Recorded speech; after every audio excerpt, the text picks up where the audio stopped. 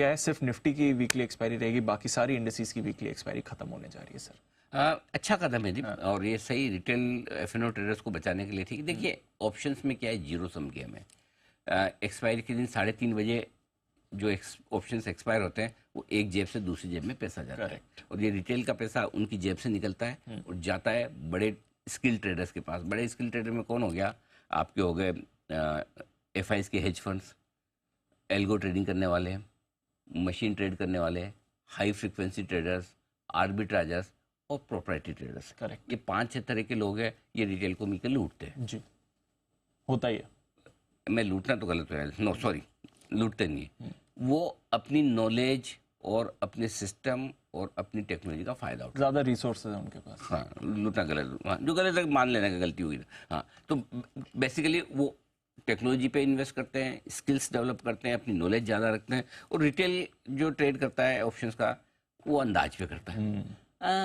20 रुपए में मिल लग रहा है अच्छा, हाँ, ले लेता हूँ आज, 20 वाला क्या होगा, ज़्यादा 20 ही तो जाएगा ना। बढ़ गया तो 100 जाएगा। करेक्ट। अब भाई 20 नहीं आ रहा, वो 100% तुम्हारी कैपिटल जा रही है। करेक्ट। लेकिन वो आता ही उसी मन से है कि लगा तो लॉटरी, नहीं तो कोई बात नहीं। करेक्ट। तो वो जो हो रहा था ना, उसमें थोड़ी कमी तो आएगी। तो ये अच्छा कदम है, बढ़िया है, सही डायरेक्शन में। तो अब एनएससी पर निफ्टी और बीएससी पे सेंसेक्स, ये 2 इंडेक्स ही ऐसे हैं जिनकी वीकली एक्सपायरी होगी, बाकी सबकी मंथली एक्सपायरी। तो आप और हम थोड़ी रिलीफ लेंगे। हमें भी नहीं तो वो क्या है, आखिरी 1 घंटे में जो दीप होता था ना, ये फालतू का उतार चढ़ाव अचानक से, मतलब बेसिकली ऑप्शंस हेजिंग प्रोडक्ट है। Correct sir. सबको एक्सपायरी के दिन ही हेजिंग करनी है, एक्सपायरी के आखिरी 1-1.5 घंटे में हेजिंग करनी है। फिर तो आवरली ऑप्शन भी हो जानी चाहिए। अगर हर आदमी को घंटे में हेजिंग करनी है, तो सबको पता है कि ट्रेड आलतू फालतू के हो रहे थे। अब ये बढ़िया है। और बीएसई ने भी हाल ही में ऐलान कर दिया, तो दोनों एक्सचेंज अलाइन हो चुके हैं। अब इसको लेकर 20 नवंबर से लागू हो जाएगा। Thank you very much. चलिए, तो वीकली एक्सपायरी का ये खेल खत्म हो रहा है। एक चीज सर जी, जो कल से हमारी बात चल रही है, इंडेक्स छोड़ो स्टॉक्स देखो, ये जो आप बात कर रहे हैं जरा इसको बताइए, क्योंकि कल भी हमने देखा स्टॉक स्पेसिफिक एक्शन भरपूर था, इंडेक्स में फिर भी कुछ सस्ती थी। बहुत क्लियर है। देखिए कल भी आपने देखा, और यही चीज हुई कि निफ्टी बैंक निफ्टी एक रेंज में ही ट्रेड कर रहे हैं। करेक्ट। 25,250 निफ्टी से पार ही नहीं हो रहा। बैंक निफ्टी भी कल मजबूत हुआ है, लेकिन कौन सा 51,850 पार हो गया। ठीक है, सो दोनों के लिए ये मुश्किल है अभी थोड़ा सा। तो आई थिंक जब तक दोनों में ट्रेड है, और शॉर्ट टर्म में कभी ऊपर कभी नीचे वाला मामला है, आप कॉन्फिडेंट फील करते हैं सप्लाई आ जाती है, आप वीक फील करते हैं खरीदारी आ जाती है। और कल से रिजल्ट सीजन की हो चुकी शुरुआत। अब इस रिजल्ट सीजन की शुरुआत के बाद अब से लेकर 15 नवंबर तक हमारा व्यू बहुत क्लियर है। हम स्टॉक स्पेसिफिक एक्शन पर ही फोकस करेंगे, क्योंकि आपके पास अगर शॉर्ट आइडिया है और स्टॉक से रिलेटेड है, वो स्टॉक आपको मजबूत बाजार में भी शॉर्ट में पैसा दे सकता है।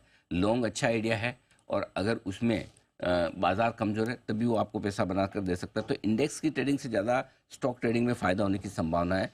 मुश्किल काम है, लेकिन ये हो सकता है, क्योंकि वो विपरीत चाल में भी मुनाफा दे सकते हैं। और ऐसे में आपको 2 चीज़ों पे फोकस करना है, वायदा कारोबार के या कैश मार्केट के मिड कैप स्मॉल कैप शेयरों पर, और साथ ही साथ रिजल्ट वाले शेयरों पर।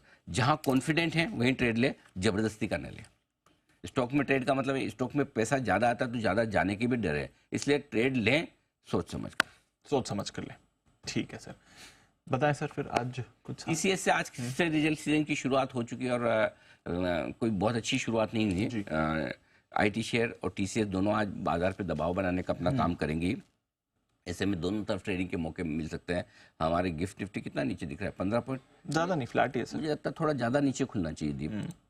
मुझे लगता है हम 24,950 के आसपास खुलेंगे, और फिर वहाँ से देखेंगे रुकते हैं थोड़े और गिरते हैं। मुझे लगता है 24,925 तो 950 पहला सपोर्ट रेंज है, वो तो हम टेस्ट करेंगे, उसके बाद देखते हैं। सपोर्ट लेवल पे थोड़ी बहुत खरीदारी कर सकते हैं, वो मैं आपको बताऊंगा। ऊपर प्रॉफिट बुकिंग भी करते चलें। आज वीकली क्लोजिंग 25,000 के ऊपर होनी ज़रूरी, ताकि थोड़ा अगले हफ्ते के लिए सर उठा के जाएँ सैटरडे संडे। बैंक निफ्टी ने कल ब्रेकआउट देने की एक कोशिश की है, छोटा वाला ब्रेकआउट दिया 51,500 का। 51,850 का ब्रेकआउट अभी बाकी है मेरे लिए। अगर वो आज मिल जाए तो कहना ही क्या, और अगर कुछ नहीं तो 51,500 के ऊपर भी आज बंद हो जाए तभी आई एम सेटिस्फाइड। हम लोग बहुत ग्रीडी नहीं है, छोटे छोटे ब्रेकआउट में भी खुश हो जाते हैं, धीरे धीरे धीरे करके बढ़े, कोई टेंशन नहीं। तो आज एक ग्रीन क्लोजिंग निफ्टी और बैंक निफ्टी में चाहिए, दैट्स इट। ज़्यादा हम कोई दिल लालची नहीं है, मांगने साले हरे निशान में बंद हो जाओ बस, दोनों बस, थोड़ा क्योंकि सा, हाँ। निफ्टी हरे निशान में बंद होगा 51,500 के ऊपर बंद होगा, बैंक निफ्टी बैंक निफ्टी हरे निशान में बंद होगा तो 51,500 के ऊपर होगा, और निफ्टी हरे निशान में बंद होगा तो 25,000 पे हो जाएगा, 24,998 पे तो बंद हुआ ही है। बस उतना ही तो चाहिए, हम कौन सा कोई बहुत ज़्यादा मांग रहे हैं, 1.5 पॉइंट निफ्टी पे मांग रहे हैं बस। ठीक है, गॉट इट। हल्का सा ही पॉजिटिव क्लोज हो जाए बस, हम उसी में आपके लिए खुश हो जाएंगे। क्या कह रहे हैं आज का सेटअप सर? फिर सेटअप आप जैसा बोलो वैसा बना दें। वैसे ग्लोबल थोड़े न्यूट्रल साइड पर है, एफआईएस के संकेत नेगेटिव है।